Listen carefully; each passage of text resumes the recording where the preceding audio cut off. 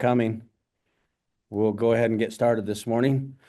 We welcome everybody from the Roosevelt, Altamont, and Duchesne bus garages.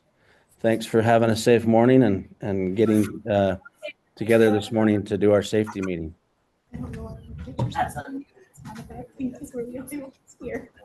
Does anybody have any questions before we get started?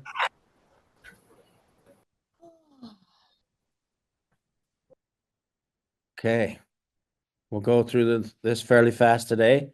I usually like to get to the place from where we are broadcasting, but I need to be at a meeting here at about 9:15 at the district office, so I just decided to stay here for my part, and we can Zoom this way, but apologize to Duchesne. I was hoping to get over there this morning, but it won't work out, so we'll just do it this way. So we'll remember that the meeting this morning is a recorded Zoom meeting. Those that are not able to attend can watch it later. And I'll send out a notice when that's been posted. You'll get your 2 weeks to watch that. And coordinators, if you can help those drivers that weren't able to make it to understand that, that'd be great. We'll go over some celebrations and wow winners and some business items. Then Amy's going to talk about driver safety. Then I think I'll slip in right there and do some student behavior work training, and then Wayne's going to do some Fleetio Go update on the app. So we'll get started and go ahead with some celebrations. Again, we want to tell everybody thank you for talking up the need for DCSD transportation drivers. If you have friends that looking for some part-time work or need some hours, need a little extra income, and maybe possibly benefits in the future, that this would be a great way to do it. Go ahead and please refer them to us, and we can get them going and signed up for the next CDL class. Wanted to just, as far as celebrations go, wanted to tell Mrs. Harris, of course, the principal at Duchesne Elementary. She's not in these meetings right now, but we had an incident on one of the buses and asked her to, it was after school, and asked if she could go help watch the student while the mother came and picked him up because he had to be removed from the bus. And she quickly jumped in her car, went over and helped watch that young man until his mom came, and just wanted to tell her thank you for that. Working as a team, everybody doing their best to help each other make kids safe and do best for our families. Last bullet there, appreciation to Deb and Amy and Kyle, the others at Duchesne Bus Garage and the subs that work there. They're working together to get the routes covered and the trips taken and good with the teams and all that's going on over there right now with a lack of a coordinator at this point. Thank you guys for all your help and teamwork there. Next one. Let's go over the wild cards. Sure do appreciate everybody for putting in some good words for your teammates, your coworkers. Let's start with the Altamont Bus Garage. An anonymous giver here to Gina says, Gina, you're a great leader. You make it look easy. I'm going to move this over here for a second. Down here. And the Duchesne Bus Garage, Kyle was the giver. And to Shayla, he says, thanks for changing your plans when my bus broke down, for taking my trip. Awesome job there, Shayla. Thanks, Kyle, for putting that in. In Roosevelt, we have a couple here from Caitlin and Carol. Caitlin says, Wayne, thank you for subbing my route for me on Friday. And Carol to Cindy, thanks for helping me with my route on Friday. So thanks everybody there. And Tabiona, Janet submitted a card for Kyle. Thanks for changing the oil in 231. So we appreciate everybody thinking of the positive that's happening and trying to build a positive culture. Thanks you guys for submitting those positive notes. Going on to business items, you can take some notes here if you want to. You can also look. I'm posting these slideshows on our employee page, but if you want to take some notes, you sure are welcome. So number one says we are rescheduling our March 19th safety meeting, or our safety meeting to March 19th. So make sure you put that in your calendar. March safety meeting is March 19th. Number two, Deb will be sending out a Google Doc asking you to sign up for driver reviews in April. Please look for that document. Sign up for a time that works for you. Number three, thanks for checking your email. We're communicating, of course, through the radio and texting here and there, but stuff is also being sent through email. So please check that daily, just as a habit. Number four, uh, going into some of you are in the middle of your state tournament trips and some of that going on, some of it's over, and then into some spring sports, which we have a lot of trips and a lot of games being played in our high school and at our junior high levels. Drivers, please ensure that any changes to a trip or driving assignment, the date, the departure time, the driver, etc., are all sent to Deb at the transportation office. Any request to do so shall be directed to the transportation office. Unless you receive the change from Deb, drivers stay with the original assignment.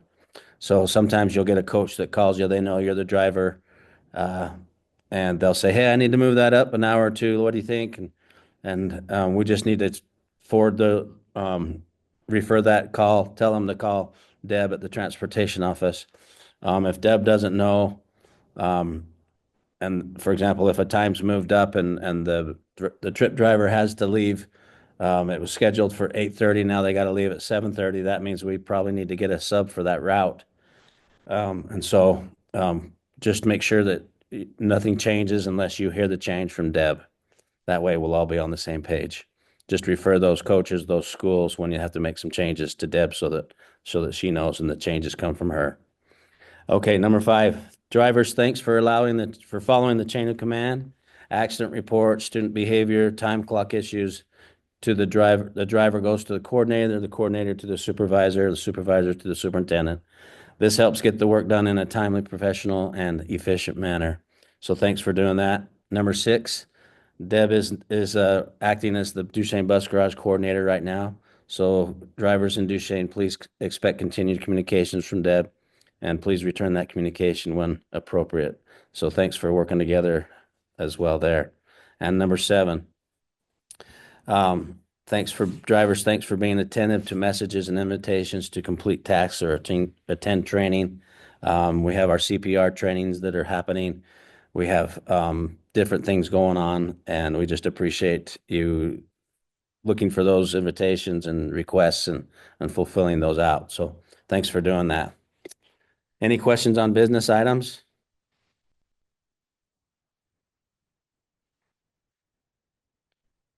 Okay. Let's go ahead and turn it over to Amy. And Mike, just one thing. yes, Tomorrow, Tracy's doing a CPR class here at the bus garage. So if there's anybody else that needs it, there's 4 of us that will be doing it tomorrow. So tomorrow at 9 o'clock. 9 o'clock. Okay. Yes. 9 o'clock, CPR training. I know Tracy did a couple last week. I was there to get mine redone and recertified. So yeah, make sure you're there if you have missed one. That's really important. Okay, Amy, can you hear me? I think you might have to unmute.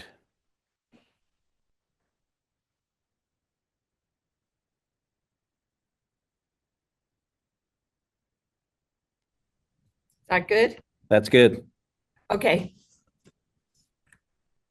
You can go to the next slide.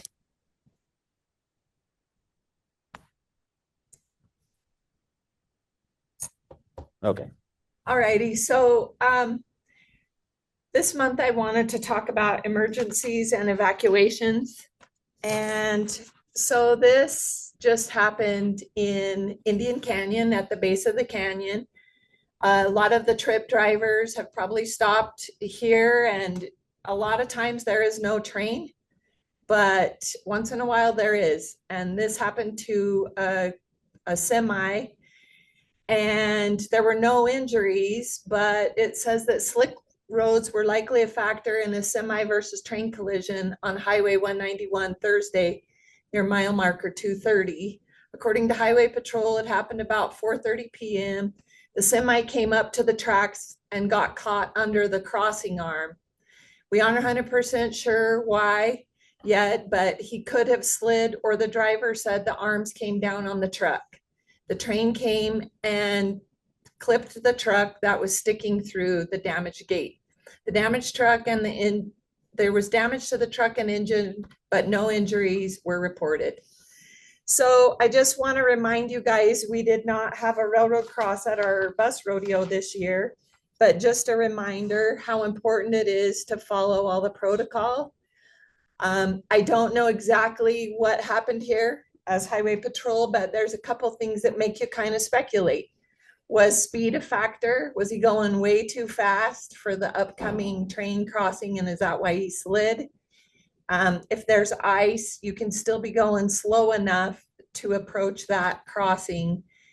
Semis are required to stop just like school buses are. So he should have held back 15 to 50 feet. So it's just a big reminder to us. And what if this was a school bus? It probably would have turned the bus sideways and it might have caught the side of the bus and drug it. So just a reminder on that. If you're a trip driver, make sure you're going through all of the procedures that we need to do at the railroad crossings to keep our kids safe. Next slide. Okay, so planning for emergencies. We have upwards of 20 million kids that ride school buses every day. They're generally safer than cars, but we still have potential for accidents. Studies have shown from the National Transportation Highway Safety Administration that approximately 100 people die and 13,200 are injured in school bus related accidents each year. The states of Texas, Florida, and Georgia have the highest rates of bus crashes and fatalities. So not just fatalities, but crashes and fatalities. The scariest time of day, or the most likely time of day for an accident in a bus, would be between 3 and 5 p.m., which makes sense. That's when most of us are on our routes. The sun is coming down at different angles right about that time. However, we need to remember that crashes can happen to anyone, anytime, anywhere. Next slide. Okay, so I started looking into the most deadly school bus crashes in US history, and I'd just like to go over the top 6. So this one was in Yuba City, California, May 21st of 1976. The school bus driver failed to become familiar with the bus he was assigned to. He mistook a low air brake pressure for a low oil pressure warning. The belt drive for the brakes failed. The bus flipped off an elevated ramp, landing on its roof, killing 29. 28 were students, and then there was another adult on the bus that died in the crash. The driver lived along with the remaining 24 passengers. So there's a picture of that accident. So if we think about what could have happened here to maybe help prevent this disaster, if this bus driver maybe would have talked with the mechanic, got a little familiar with this, even if it is a low oil pressure, check it out. Get familiar with your bus, do a good pre-trip. Next slide. Okay, second collision was in Carrollton, Kentucky. This was also in the month of May. Former school bus was struck head-on by a pickup truck traveling the wrong side of the interstate. The impact caused the school bus fuel tank to rupture, leaving the bus in flames. This crash killed 27, including the bus driver. The pickup truck driver was later determined to be under the influence of alcohol at the time of the accident. The Carrollton bus accident is considered the deadliest drunk driving accident in US history. So the bus driver probably was doing everything right. Looks like a pickup came into their lane. So this is just a reminder to try to be a defensive driver, look ahead. Like I've been telling you guys, you want to be looking ahead 12 to 15 seconds down the road. So if you see an oncoming vehicle that's maybe swerving, or they don't have their headlights on, or something, try to be on your toes about that so you can respond a lot sooner. Let's move on. Okay, this third crash was the Big Sandy bus crash in Kentucky, February 1958. A school bus driver with 48 kids rear-ended a wrecker truck. The impact caused the bus to veer off the road and plunge into the Big Sandy River. Only 22 children escaped the fully submerged bus. The remaining 26 and the driver drowned before being rescued. So, since 1958, we've had a lot of updated emergency exit things on our bus that have been put in place. Maybe at that time they didn't have all of the emergency exits we have. So just make sure you're familiar with, get your kids familiar with how they operate in case you might be the driver like this and the kids need to help themselves. Go on to the next slide. Okay, this bus crash happened in Texas, September 1989.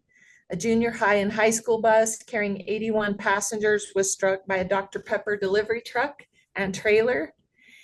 That truck had blown through a stop sign at an intersection, which caused the bus to plunge into a water-filled caliche pit.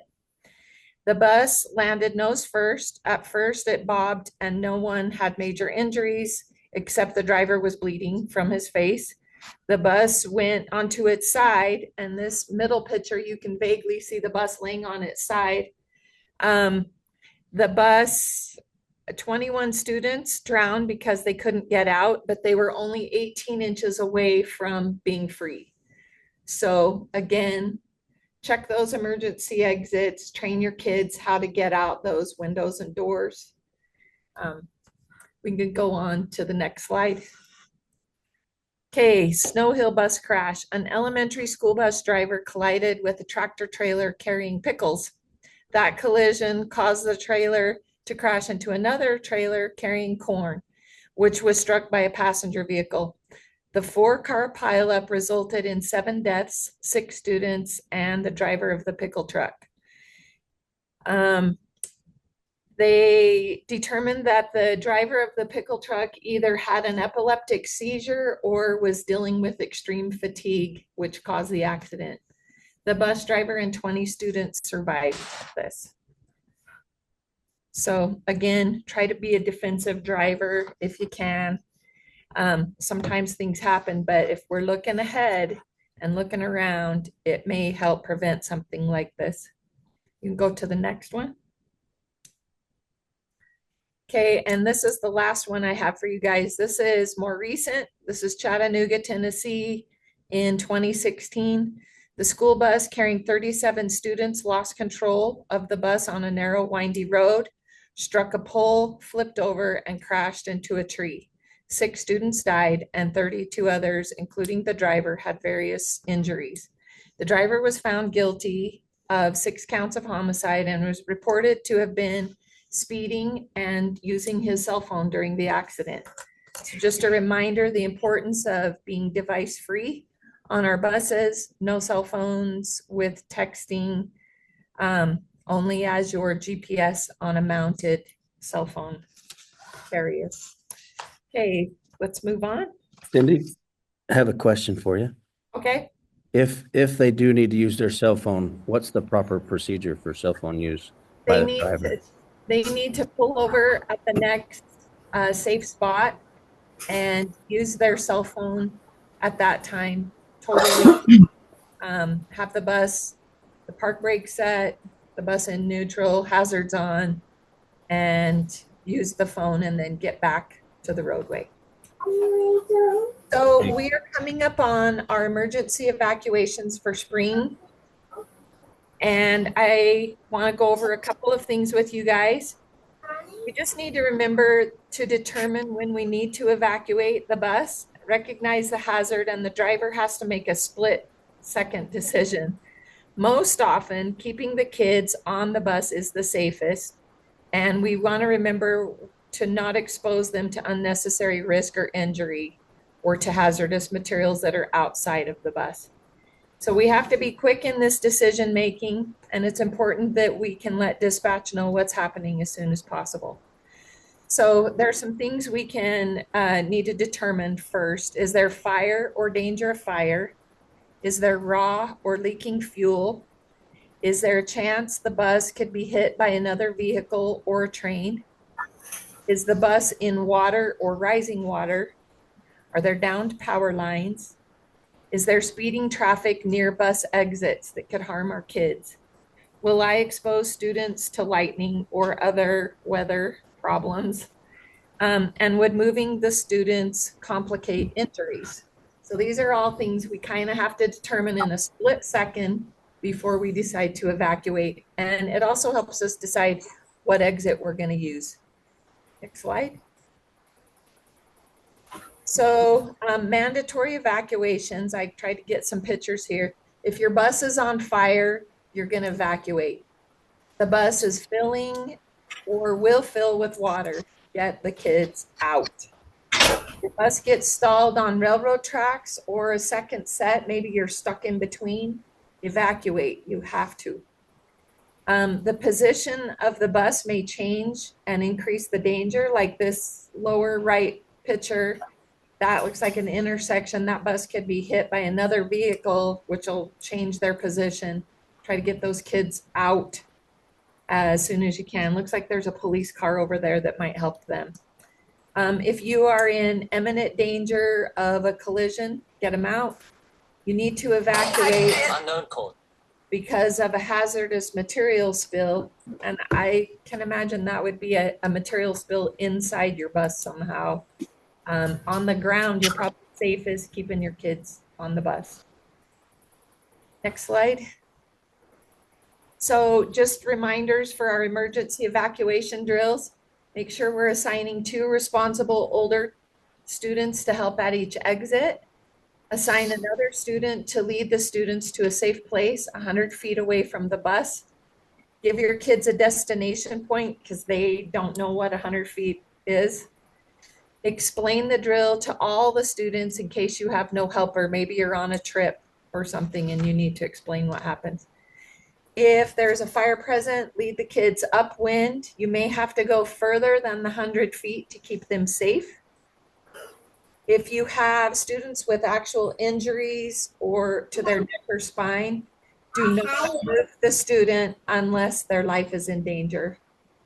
And make sure you're walking through the bus and checking that everyone has gotten off, then join your students with the emergency equipment. And make sure you're picking up those warning devices as necessary within 10 minutes. You need to remember that all students are included in our spring evacuation. That's pre-K, SPED, and high school. This let base know if you're doing your evacuation in case you're late. And remember, this is a teaching moment, so be sure that your kids' questions are answered. Please turn in your evacuation forms to me so you can get that continuing ed credit. If you are a new driver and you're not confident about an evacuation, observe another driver. Just go and observe, and then you can get an idea of what you need to do. Route drivers, you need to do this with your kids. It's your evacuation drill too. Don't pawn it off onto a sub. It's important that you get this evacuation drill just like our subs and our students. How much you buy? And try to have your evacs done by the next safety meeting. Second roll. Thank you for it to CPR. Aldo, might you have your mic on? Can you please mute? Sorry. It looks like we have one more CPR class tomorrow, so try to get there. I'll try to send out a reminder today if you are somebody that will need it before the end of the year. I just want to thank you substitutes that have been willing to help out at all the yards and sometimes at the last minute. You are appreciated, and thanks to those who have made efforts to turn in all the required documents. And then we only have 60 days of school, you guys, so we can do it. Thank you.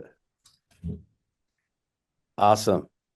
Thanks, Amy. That's some that was some, what would you call it? Eye-opening research you've done there.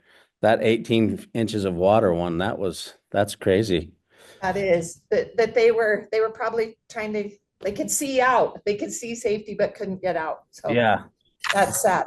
you just never know what's going to happen. So even in 18 inches, that's a lot of kids that had to go. So yeah, thanks for those examples. It really makes it more real and more important for us to consider where we're at and how we do things. So thank you for that.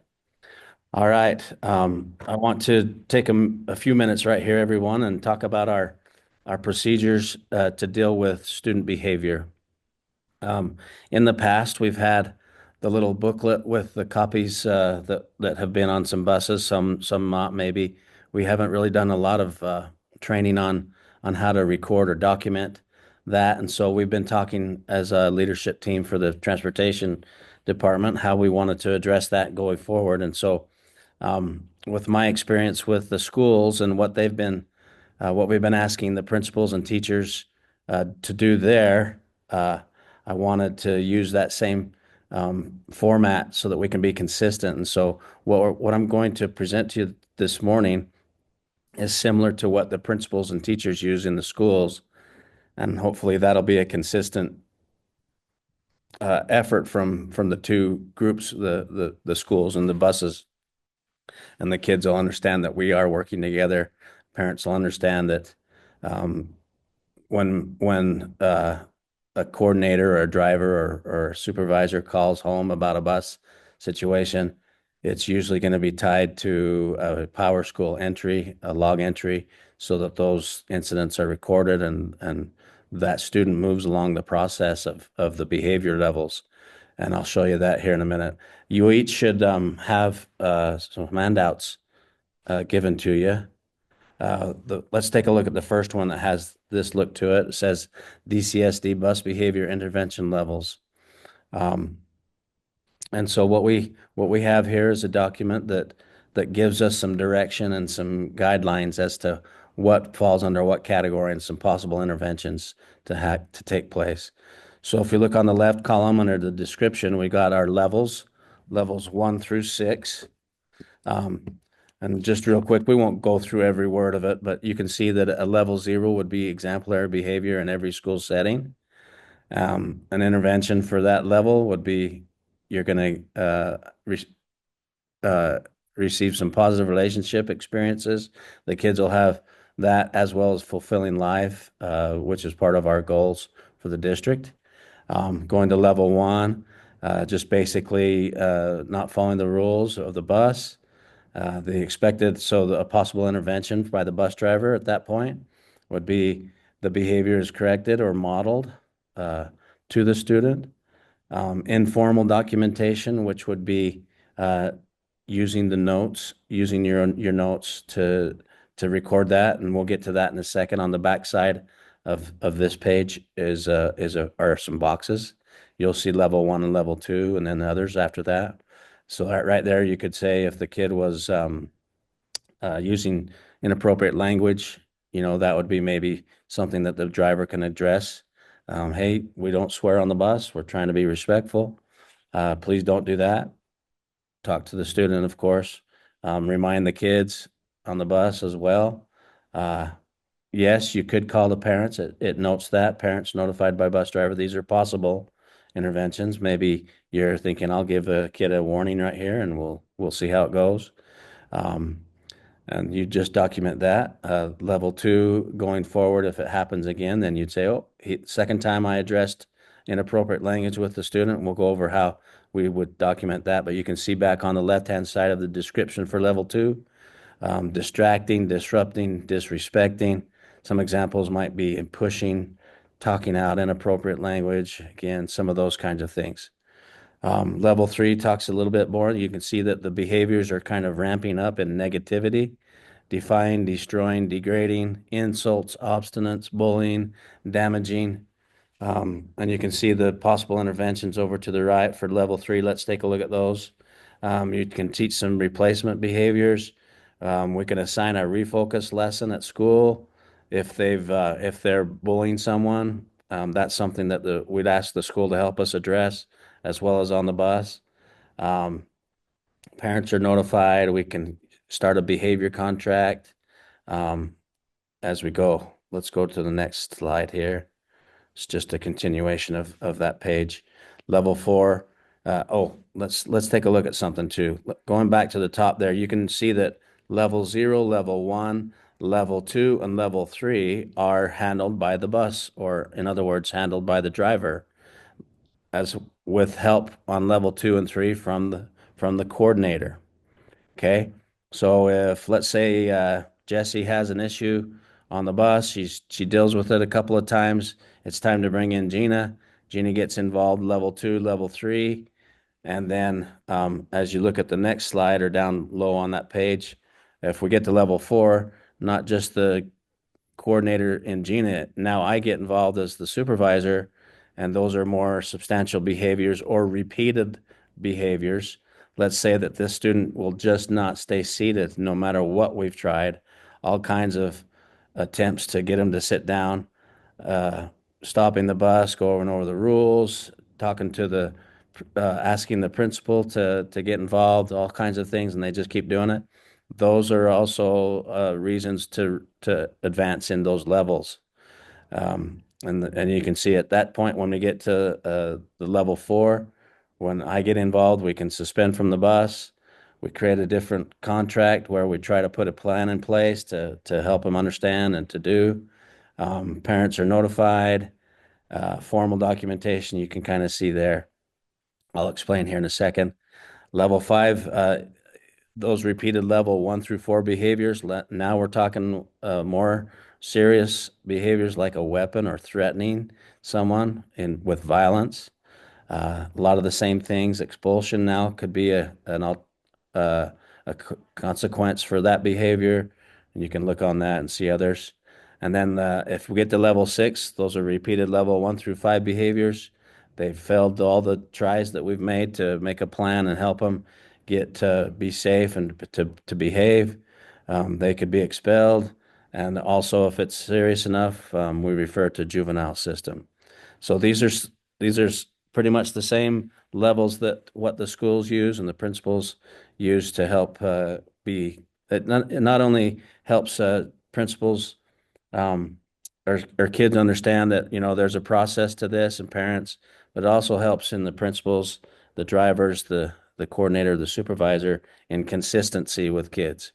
So I know that in my experience, sometimes a kid will you know rub me wrong, and from the get-go, I just don't like that kid right now. I'm trying to work through it or whatever, and I want to give him the hardest penalty or whatever I can, and like to kick him off the bus, get Mr. Ross to help me, but really he's not met those levels yet, and it's a process.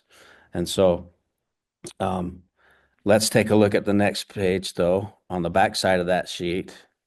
Oh, real quick before we go, in that handout, I think it's pages 3 and 4, we have some definitions of what the driver's roles are, their duties, coordinators, and the supervisor, and then also some definitions on the back of that, having to do with informal and formal documentation, what an action plan is.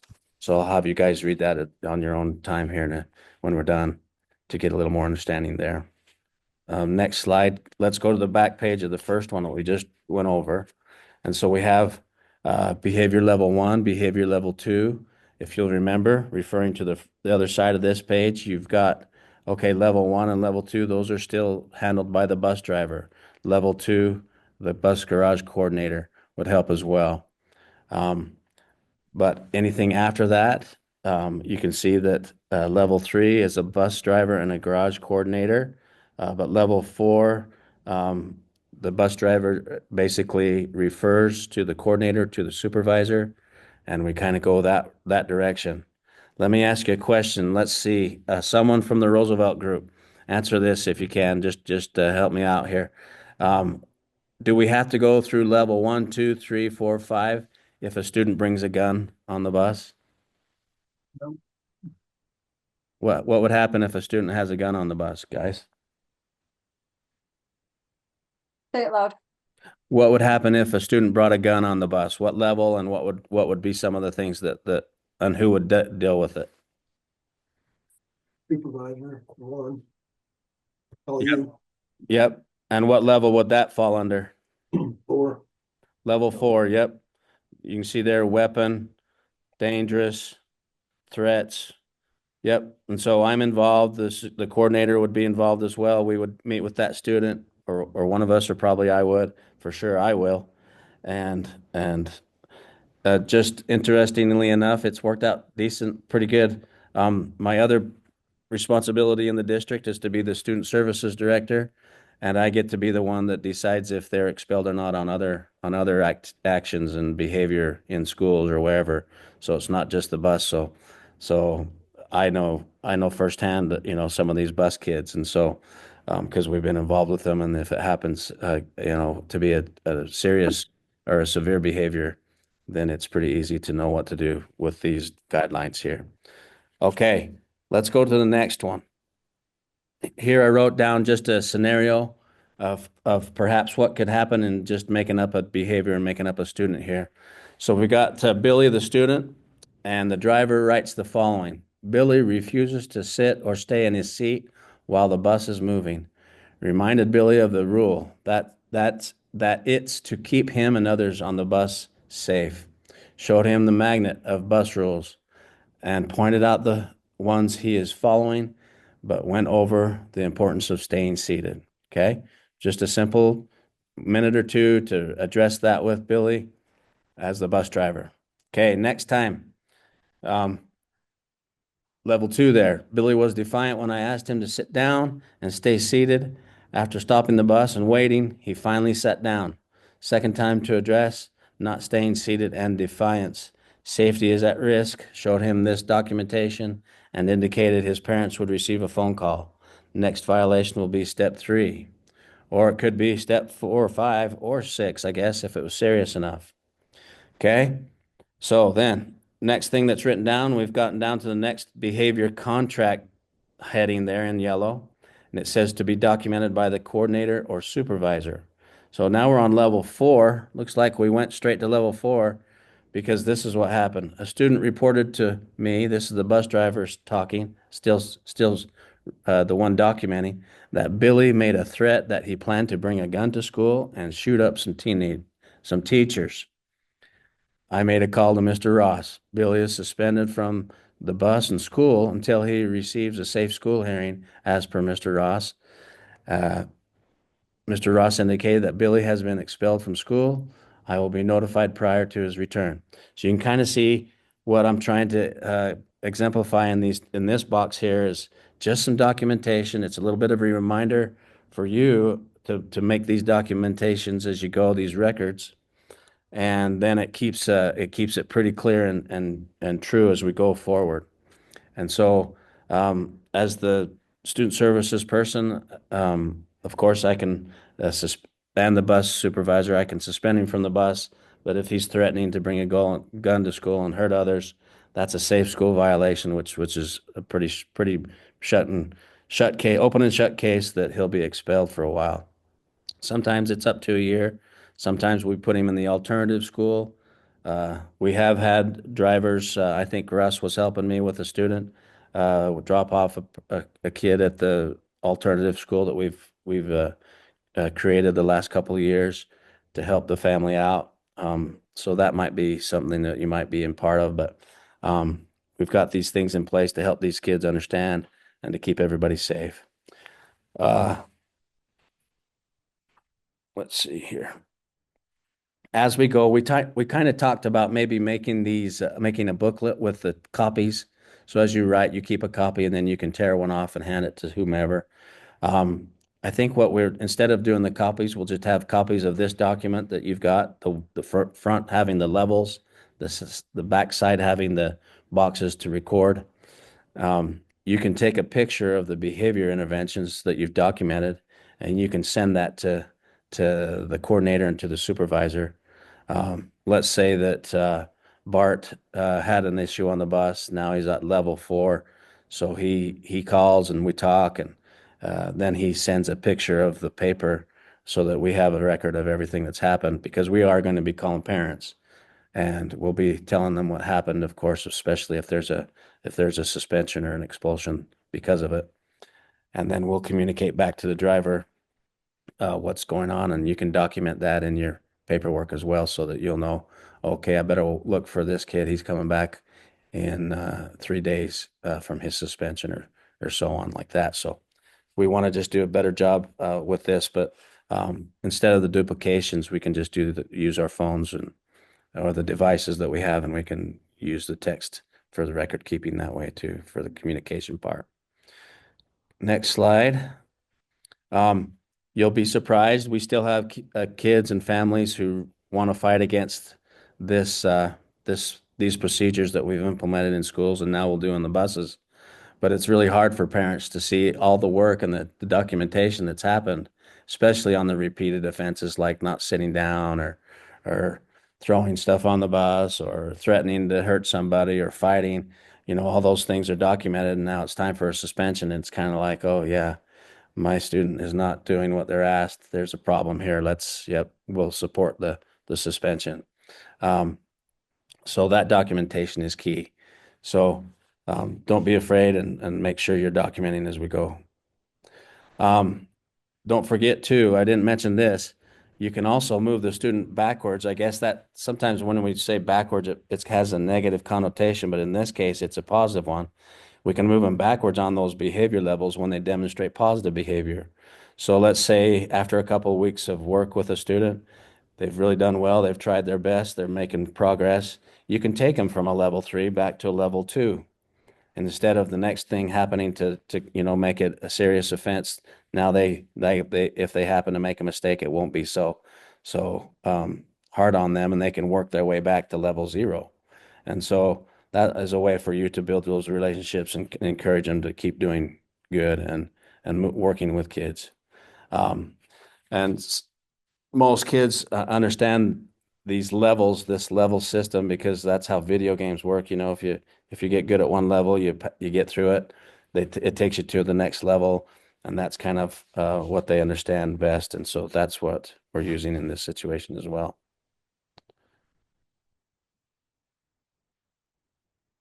Does anybody have any questions?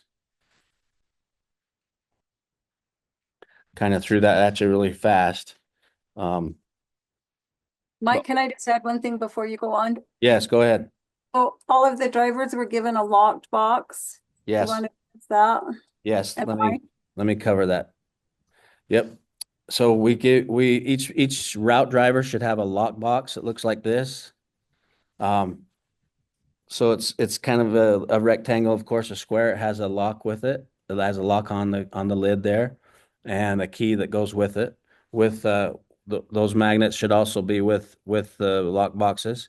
I know, Cindy, you use the magnet, and you kind of have a spot under the dash, if I remember right, that you hang your lock box. Is that correct? yes, that's correct. So underneath your dash, where your radio and stuff is, the mic, the bus mic and stuff, you've found a place where it can just hang right there. That's a good spot. Yes. Okay. Yeah. And so we didn't think that if we had everybody, like all the subs and everybody having one, that might be a little tricky to keep our records straight and safe.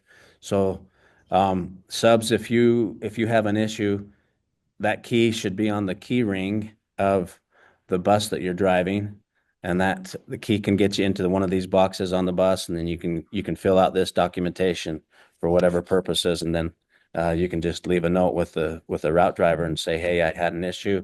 You can see what happened on the bus and what I did by looking at the documentation I left in your lockbox. So that's kind of the idea with that. Let me go back and make sure I didn't miss something. Yeah, the key. And then coordinators, if you'll make sure some of our buses that go on trips are not sometimes used for routes, but we want a box on the trip buses as well, if they're not route buses. And so a trip driver can also use it for their documentation for trip behavior. Hey, Mr. Ross, Yes. we had a question here. When does this go into effect? Okay. So I wanted to kind of do it the first quarter the at the quarter break. So let's see, I forgot my calendar. Um, see if I got that written down. It's in a couple of weeks. Okay. But I thought maybe you could drivers, you could review these. Yeah, I don't know. I don't have the exact date. Sorry about that. But it'll give you a week or two right here to look at it. You can start to use it if you want, but if you use it right now, that's fine. But we won't officially make it happen, I thought, and we'll just start using it when quarter 4 starts, which is in a couple of weeks. But I'll get that out to you. If I were a driver, I'd just start using it right now. But uh, I know, like, if you don't mind, Pete, I haven't helped Pete like I should have on a student on his route, and that this student has some issues and not of his own doing, right? You know, he's got an IEP, he's got some issues that we're trying to work through, but he struggles sometimes on the bus. Pete's been really good, but with those kinds of students, we can follow these steps, and those repeated behaviors will need to be addressed. And sometimes the bus just isn't the best place for all of our students. If we can make it work, you know, we can have different ideas, and we can use all of our resources to help these kids, and so that won't uh that we can prevent the kids those kinds of issues from making it an unsafe place. And sometimes the bus driver gets frustrated. I'm not saying Pete's there, but he's really been patient with this student. And so yeah, we just want to use it and be consistent, and kids will see that the bus drivers are using it as well, and that when I meet with them on bus behavior, if it's severe, I pull out this document and I show them the levels, and they can see that we're being consistent that way. So for sure, we'll start on fourth quarter, but I would just start right now and start using it. Good questions. Any others? Okay, next, I've asked Mr. Jenkins, he's a former teacher, principal up at Tabiona, and the coordinator for the Tabiona bus drivers, with his experience, and I'm sure all of you have some great experience, but I've asked Darren to take a few minutes here and just go through some examples and some ideas on how to communicate with parents about their kids' behavior on the bus. And I don't want to just make it all about negative behavior, but most of the time we call home is probably going to be because of some negative behavior. But it also could be a call home. Hey, I've been working with Mike on the bus. He's done this, this, and this. I've asked him to do this. He's done it great. I'm going to go from a level 4 here back to a level 3. So he's working his way back to good standing. That's a really good phone call as well. But I'll turn it over to you, Darren, to kind of go over how we call parents and the kinds of things we want to talk about, and maybe some of the pitfalls we might fall into when we get on the phone with a parent, especially one who's hard to accept responsibility of, you know, their kid maybe doing something wrong or making a bad decision. Go ahead. All right. Perfect. Thanks, Mike. Just a quick story to get us started here because we don't have a ton of time left. But over Christmas break, I was had my grandkids at the house, and I was trying to teach my granddaughter how to sneak into my other daughter's bedroom to steal some candy out of her drawer.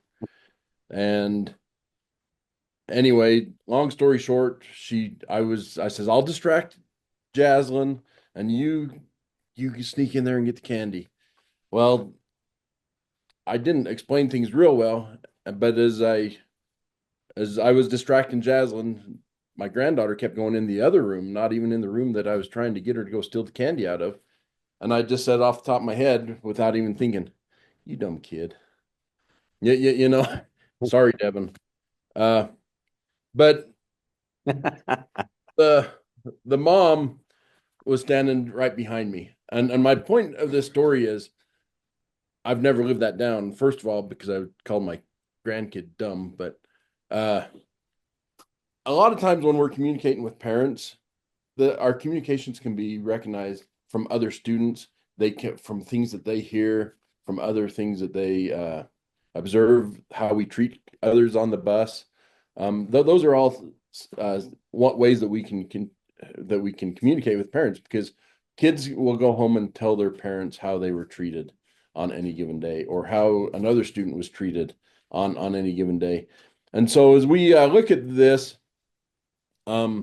superintendent this year, he's really hit the dignity index protocols, and you can get on and Google the dignity index, and there's 8 steps to the dignity index.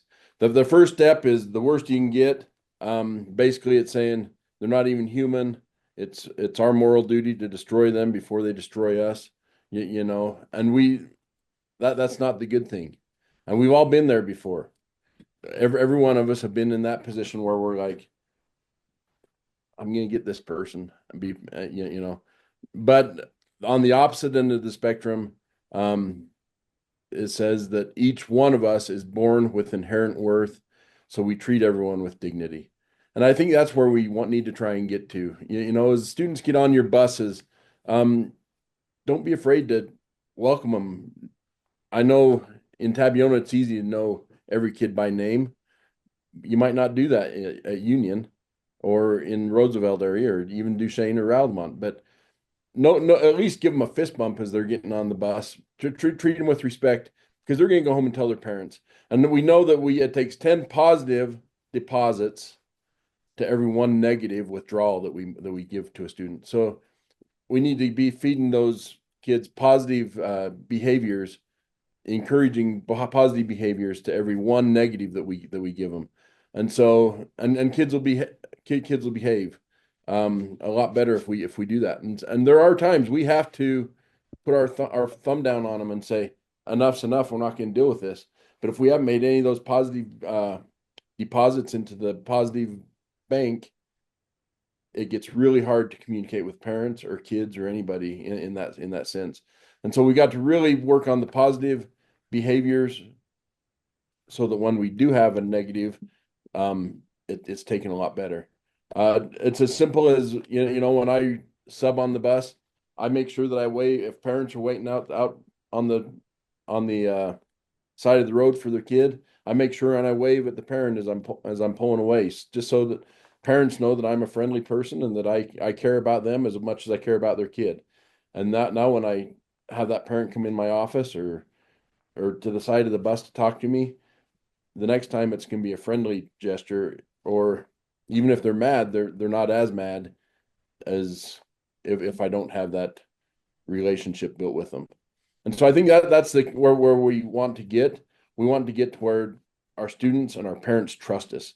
If they trust us, those negative parents are willing to be on our side. If they don't trust us, they're going to fight like a banshee. And I've been on both ends of the spectrum.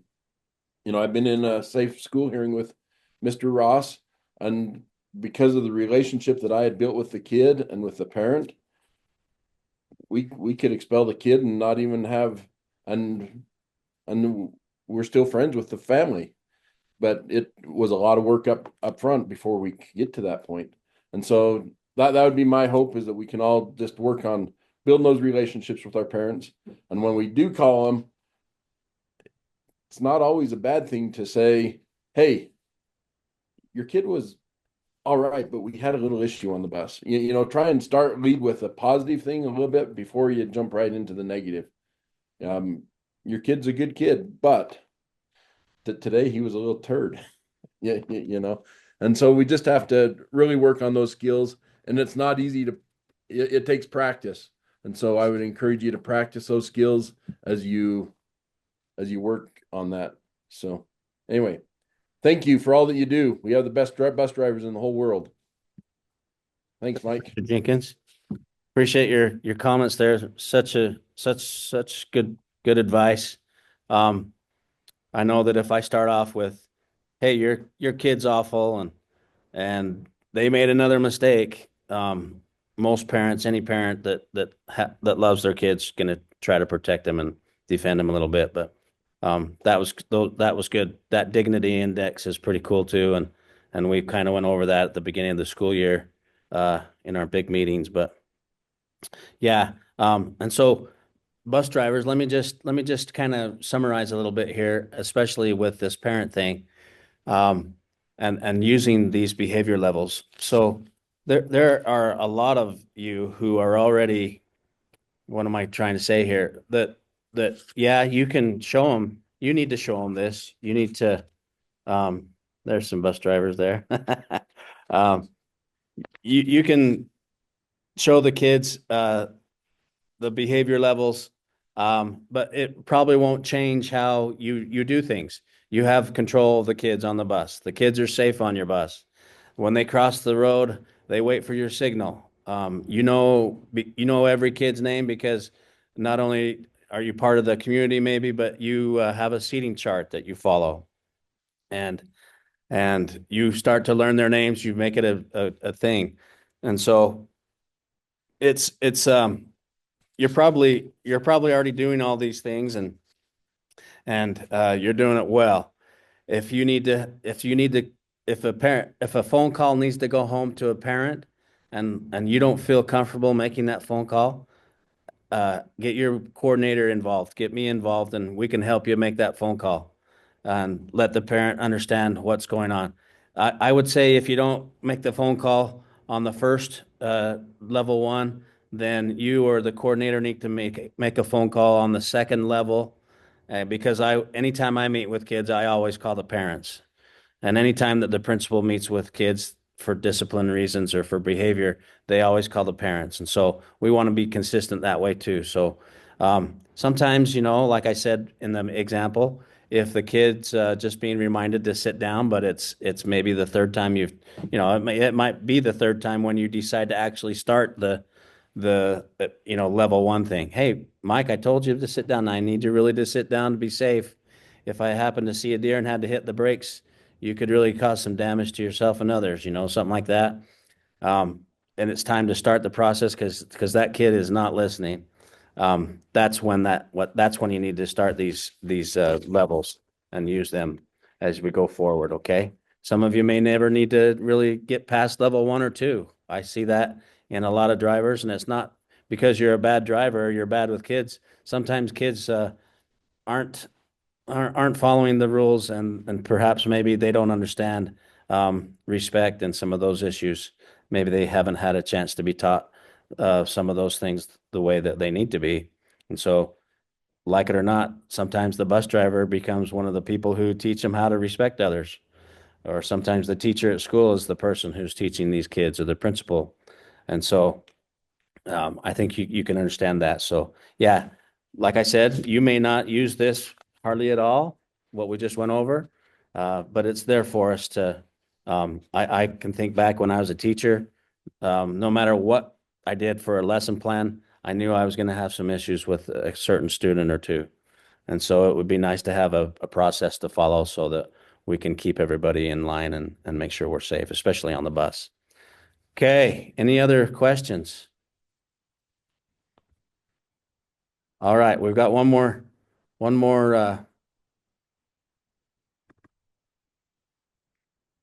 ish topic here. Wayne, go ahead and let's go over Fleetio Go if you would, please.